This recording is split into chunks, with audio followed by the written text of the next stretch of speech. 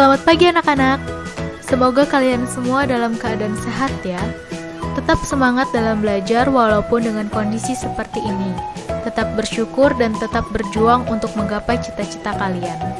Baik, sekarang kita akan masuk bab baru, yaitu kita akan mempelajari mengenai struktur dan fungsi jaringan tumbuhan. Jangan di-skip ya, dan tetap perhatikan sampai akhir. Kumpulan atau lebih jenis sel yang memiliki fungsi dan sifat yang sama dinamakan struktur jaringan sel. Jadi, sel-sel ini akan berkumpul membentuk jaringan tumbuhan tertentu. Berdasarkan aktivitas pembelahan sel yang terjadi selama pertumbuhan dan perkembangan, jaringan tumbuhan dapat dikelompokkan menjadi dua, yaitu jaringan meristem dan jaringan permanen. Mari kita bahas satu persatu. Pertama, kita harus mengetahui terlebih dahulu apa itu jaringan meristem dan apa itu jaringan permanen.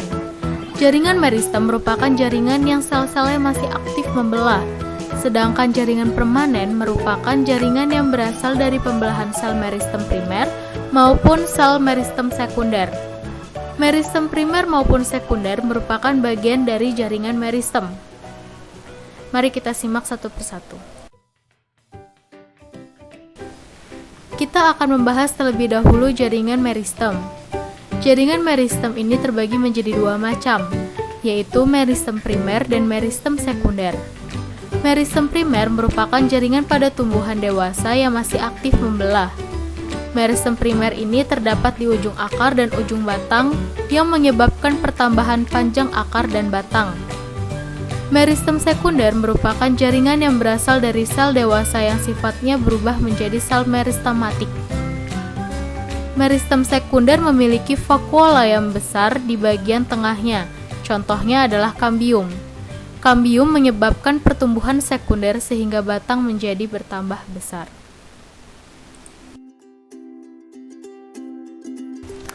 Bila dilihat berdasarkan posisinya, jaringan meristem dibagi menjadi tiga, yaitu meristem apikal, meristem interkalar, dan meristem lateral. Meristem apikal ini menyebabkan pemanjangan batang dan akar yang disebut pertumbuhan primer, sedangkan meristem interkalar menyebabkan pemanjangan ruas batang dan terbentuknya bunga. Kemudian meristem lateral menyebabkan pertumbuhan sekunder pada batang dan akar sehingga batang dan akar akan membesar. Jaringan yang terbentuk di meristem apikal dan interkalar dinamakan meristem primer, sedangkan jaringan yang terbentuk di meristem lateral dinamakan jaringan sekunder. Pada layar kita dapat mengetahui tempat-tempat jaringan meristem apikal, meristem interkalar, dan meristem lateral.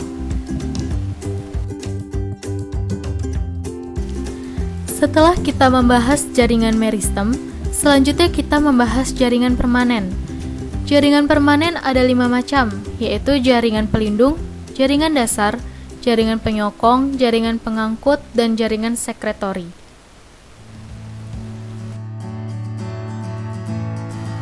Pertama, kita akan membahas mengenai jaringan pelindung atau epidermis.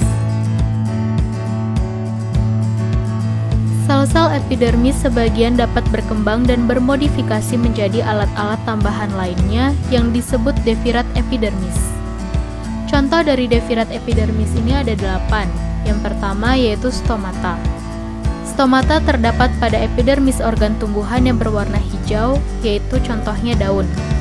Kemudian yang kedua ada trikoma. Trikoma merupakan rambut-rambut dari epidermis yang terdiri atas sel tunggal atau lebih. Bisa kita lihat pada gambar. Kemudian yang ketiga ada emergensia.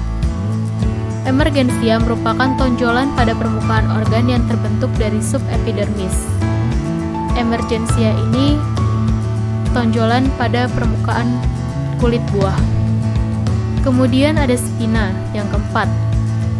Spina merupakan tonjolan pada permukaan epidermis batang yang terbentuk dari jaringan stele di bawah korteks. Contoh devirat epidermis yang kelima adalah sel kipas.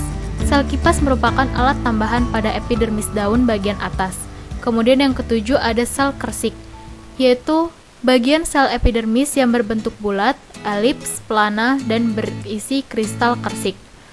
Yang ketujuh ada filamen, tersusun dari sel-sel mati yang terdapat di bagian dalam epidermis akar gantung pada tumbuhan epifit. Kedelapan ada litokis. Litokis merupakan sel epidermis yang dindingnya mengalami penebalan dan mengandung sistolit. Kedua, kita akan membahas mengenai jaringan dasar atau parenkim. Berdasarkan fungsinya, jaringan parenkim ini dibedakan menjadi 6, yaitu yang pertama parenkim asimilasi, yang fungsinya melakukan proses pembuatan zat-zat makanan. Kemudian ada parenkim penimbun, yang fungsinya menyimpan cadangan makanan karena memiliki vakuola yang besar. Kemudian ada parenkim air, yang fungsinya mampu menyimpan air.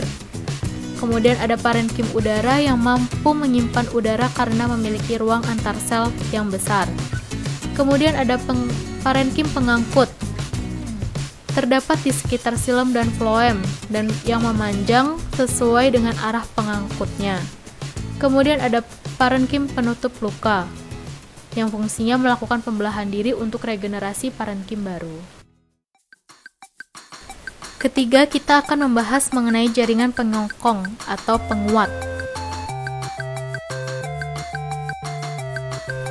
Berdasarkan bentuk dan sifatnya, jaringan penyokong ini dibedakan menjadi dua macam, yaitu jaringan kolenkim dan jaringan sklerenkim. Jaringan kolenkim merupakan jaringan penguat pada organ-organ tumbuhan yang masih aktif mengadakan pertumbuhan dan perkembangan, sedangkan jaringan sklerenkim merupakan jaringan penguat pada organ tumbuhan yang sudah berhenti melakukan pertumbuhan dan perkembangan. Jadi ini kebalikan ya, tapi jangan sampai terbalik pengertiannya.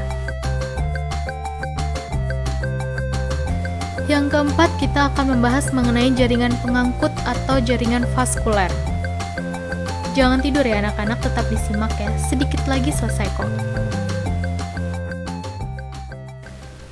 Jaringan pengangkut pada tumbuhan adalah silem dan floem.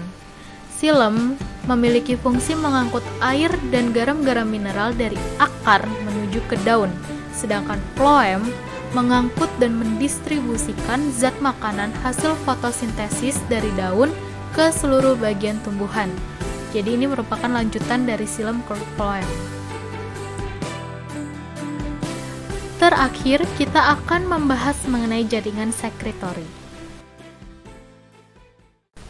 Jaringan sekretori ada 4 macam, yaitu yang pertama saluran getah.